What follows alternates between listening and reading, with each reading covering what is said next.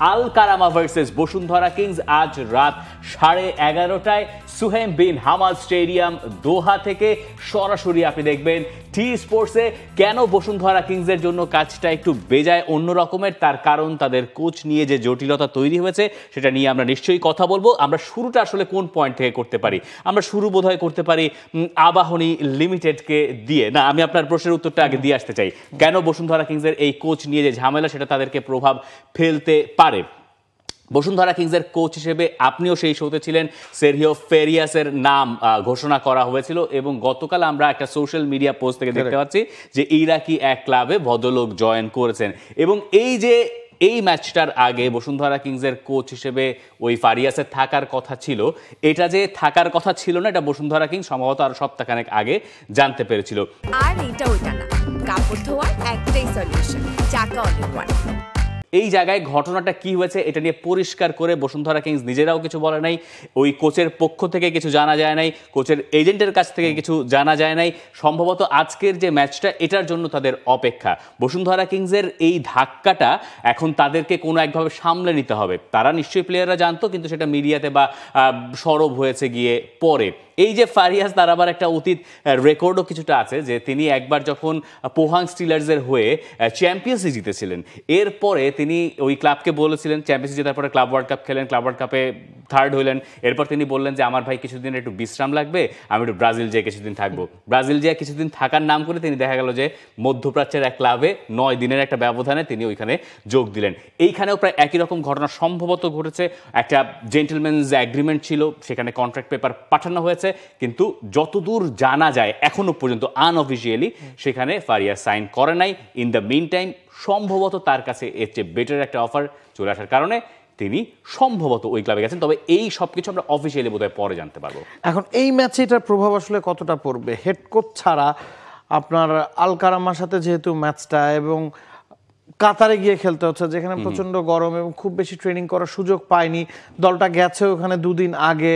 একই কথা আল কারামার ক্ষেত্রেও খাটে। তবে হেড কোচ ছাড়া খেলাটা এই ম্যাচে কতটুকু প্রভাব পড়ে? আপনি হয়তো বিপিএল ফুটবলের আগে বা ঘরোয়া লিগের আগে অনেক কিছু সামলে নিতে পারবেন, তবে এই ম্যাচে তো সেই প্রভাব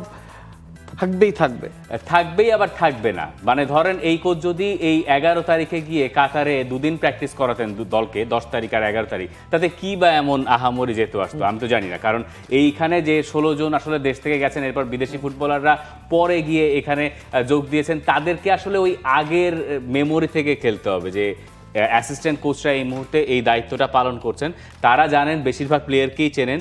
তাদের সঙ্গে নতুন যারা, এই যে কিউবা মিচেলের মতো প্লেয়ার যারা ইনক্লুড হয়েছেন, বা Emmanuel Sunday, Emmanuel Tony, Dorielton তো আগে খেলেছেন, তাদের একটা সিস্টেম সম্পর্কে পরিষ্কার ধারণা আছে। এখন অ্যাসিস্ট্যান্ট কোচরাই এই দলটাকে সামলাচ্ছিলেন। নতুন কোচ এলেও পরে এই 2 দিনে অ্যাসিস্ট্যান্ট কোচরা যা বলেছেন সেই অনুযায়ী তিনি সিদ্ধান্তটা নিতেন। হয়তো ম্যাচ চলাকালীন সময় অ্যাসিস্ট্যান্ট কোচদের জন্য এই ব্যাপারটা একটা বড় চ্যালেঞ্জ হয়ে যাবে যে ম্যাচের সিচুয়েশন ওয়াইজ কি কৌশল পাল্টালে পরে অপোনেন্টকে অ্যানালাইসিস করার দিক থেকে হয়তো ওই জায়গায় একটা বড় ধরনের ঘাটতি থেকে যেতে পারে। ম্যাচ সিচুয়েশন বা গেম রিডিং এর যে বিষয়টা, সেই জায়গায় একটা প্রভাব তো থাকবে। এবং একই সাথে যেহেতু বিদেশি খেলোয়াড়রা সরাসরি কাতারে গিয়ে দলের সাথে যুক্ত হয়েছেন, সেটার প্রভাব আসলে কতটুকু থাকবে? কিউবা মিচেলের জন্য হয়তো এটা প্রথম ম্যাচ, শুরু থেকে হয়তো স্টার্ট করবেন। আপনি ডোরিয়ালটনের কথা বলছিলেন বা সানডের কথা বলছিলেন, Emmanuel Sunday, Emmanuel Tony, Dorielton, Raphael Augusto সবাই বাংলাদেশে খেলে অভ্যস্ত। এই খেলোয়াড়দের সাথে তাদের ওই যে চোখের যে বোঝাপড়া সেটা হয়তো থাকবে, কিন্তু যেহেতু একই সাথে তারা এই মৌসুমে কোনো ধরনের ট্রেনিং করেনি, সেটার ইম্প্যাক্ট কতটা? এবং আরও একটা প্রশ্ন একই সাথে করতে চাই, সেটা হচ্ছে যেহেতু অন্য দলগুলোর জন্য, আপনি আল কারামার কথা বলুন বা মুরাসের কথা বলুন, তারা একটা কারেন্ট লিগের মধ্যে আছে, খেলার মধ্যে আছে। আবাহনীর জন্য নতুন মৌসুম, বসুন্ধরার জন্য নতুন মৌসুম, এটার প্রভাব কতটা? দুইটারই প্রভাব থাকবে। আপনি প্রথমে যখন জিজ্ঞাসা করলেন যে বসুন্ধরা কিংস না আবাহনী কার জন্য কাজটা বেশি সহজ বা বেশি কঠিন, এই যে একটু করে বললাম যে বসুন্ধরা কিংস যে তার জন্য তুলনামূলক একটু সহজ হতে পারে। কি কারণে বললাম? যে দলটা প্রতিপক্ষ আল কারামা সিরিয়ার ক্লাব। আমরা জানি যে সিরিয়াতে যে অচল অবস্থা, অনেক দিন ধরে যুদ্ধ চলছে, যদিও এখন তারা দাবি করছে যে তারা একটা স্থিতিশীলতা আনার ক্ষেত্রে কাজ করে যাচ্ছে, কিন্তু সেখানকার যে ফুটবলটা চলছে এটাই আসলে বড় ব্যাপার। এবং তাদের যে বিদেশি ফুটবলার সেগুলো আসলে খুব মানে অনেক দিন ধরে খেলছেন এরকম না, তাদেরকে নিয়ে আসা হয়েছে এই ম্যাচটা জেতার কারণে। তো এই কারণে বসুন্ধরা কিংসের স্লাইট একটা অ্যাডভান্টেজ থাকতে পারে। কিউবা মিচেলের মতো প্লেয়ার এই দলটায় আছেন। এখন এরা দুদিন বা এই যে কদিন প্র্যাকটিস করেছেন দলের সঙ্গে, বসুন্ধরা কিংস দেশে 12 দিনের মতো, ওখানে গিয়ে আর হয়তো 2 দিন, কিন্তু ফুল টিম প্র্যাকটিস তো মাত্র 2 দিন।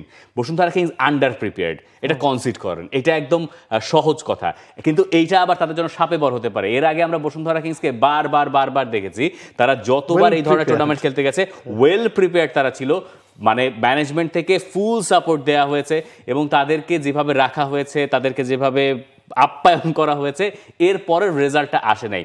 এবার যেহেতু কোনো চাপই নাই, এই চাপ না থাকাটা যদি কোনোভাবে বসুন্ধরা কিংসের পক্ষে যায়, এইটা তাদের একটা ভরসার জায়গা হতে পারে। এই ছাড়া মানে আপনি তাত্ত্বিকভাবে কাগজে কলমে অন্য দিক থেকে আপনাকে ওই প্রতিপক্ষ দলগুলোকেই এগিয়ে রাখতে হবে সম্ভবত আমার হিসাবে।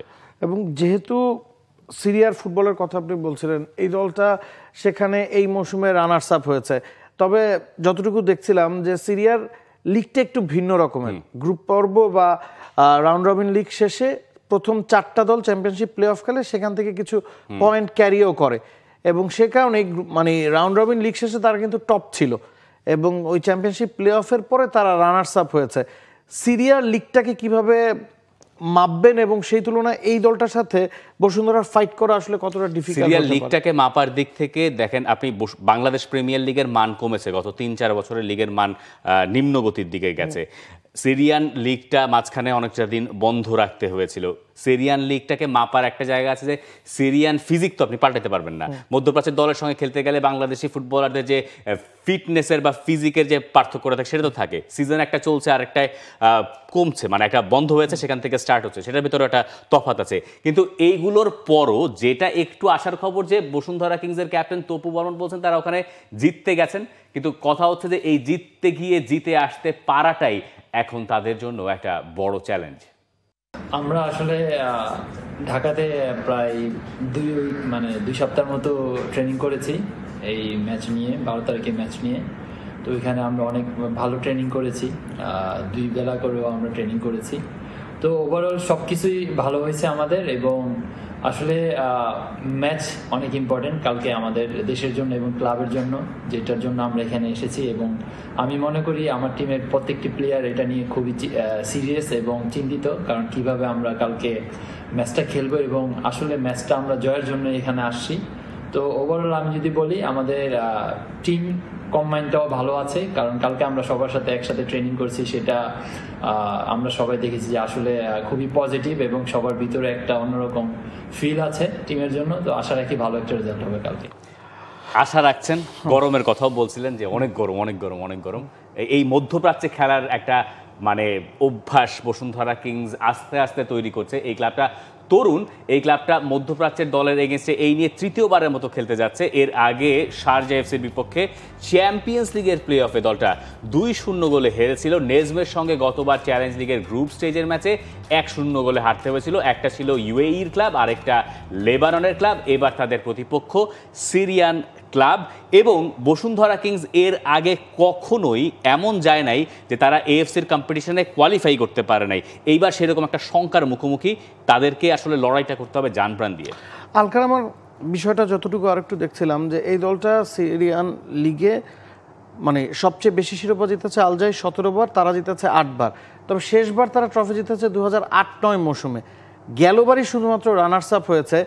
তো এই দলটা কি আবার নতুন করে ঘুরে দাঁড়ানোর চেষ্টা করছে কিনা, এবং তাদের এগেইনস্টে ফরমেশনটা কি হবে, লাইন আপটা কি হবে? বসুন্ধরা কিংসের ফরমেশনের কথা চিন্তা করলে আমার মনে হয় 4-1-4-1-এর বাইরে যাওয়ার সম্ভাবনা তাদের কম। এটা তাদের অনেকদিন ধরে চালিয়ে যাওয়া ফরমেশন, সেটার একটা জাতক হিসেবে আপনি 4-2-3-1 ধরতে পারেন। রাফায়েল অগুস্তোকে মিডফিল্ডে রেখে, মোহাম্মদ হৃদয়কে মিডফিল্ডে রেখে, কিউবা মিচেলকে আমি দেখি নাম্বার 10 রোলে, এক সাইডে আমি রাকিবকে দেখি, আমি এক সাইডে দেখি সানডেকে, আমি ফরওয়ার্ড পজিশনে ডোরিয়েলটনকে তো দেখি, সেন্টার ব্যাক পজিশনে আমি তারিকের সঙ্গে তপু বর্মনের জুটিটাই আসলে দেখতে পাই।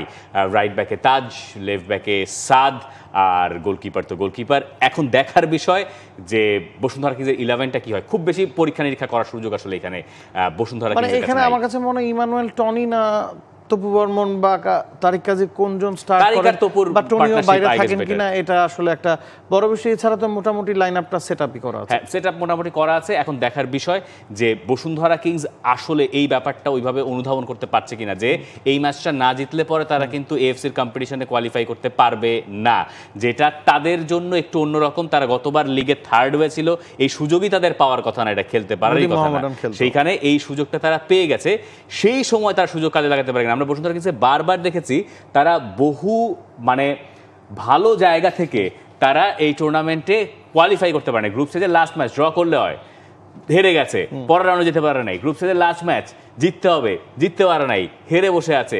মানে যা হওয়ার না তাই তাদের সাথে হয়েছে।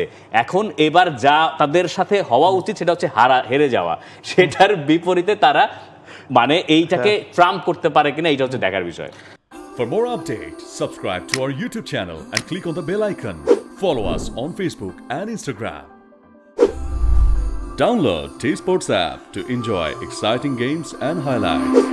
Visit tsports.com.